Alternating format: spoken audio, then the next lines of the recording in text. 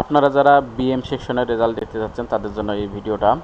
BM এর result তিনভাবে দেখা যায়। দেখেন, আপনারা প্রথমে একটা আমরা লিঙ্ক দিচ্ছি, এটা প্রথম কমেন্টের লিঙ্কটা আপনারা পাবেন, সমস্যা নেই।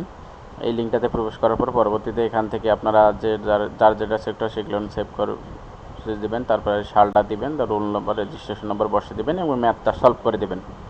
তারপরে ভিউ দিলে চলে আসবে আপনাদের রেজাল্টটা।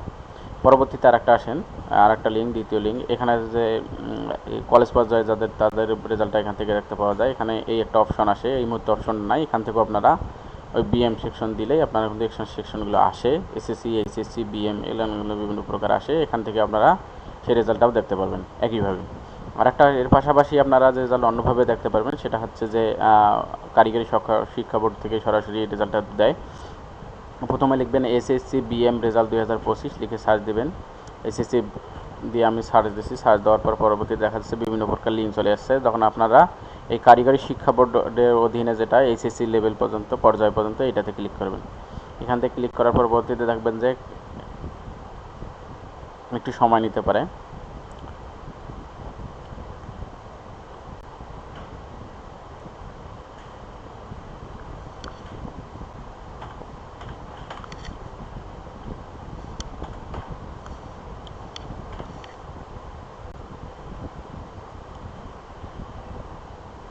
চলে এসছে। এখান থেকে আপনারা দেখতে পাবেন, এখান থেকে আপনারা দেখা যাচ্ছে যে এই নোটিশ বোর্ডগুলো আছে, নোটিশগুলো সরাসরি দেখবেন যে এইচএসসি রেজাল্ট এই যে লেখাই আছে, সুন্দরভাবে রেজাল্ট দেখা আছে, এখানে দেবেন।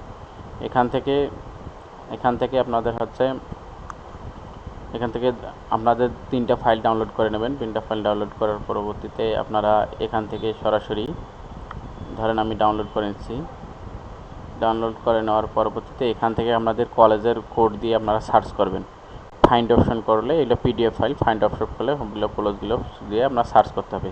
সার্চ করে এই রোল এবং রেজাল্ট সব কিছু দেওয়া আছে। এখানে আপনার শাখা অনুযায়ী কিন্তু দেওয়া আছে, আবার কলেজ অনুযায়ী কিন্তু দেওয়া আছে, এগুলো আপনারা লক্ষ্য করবেন।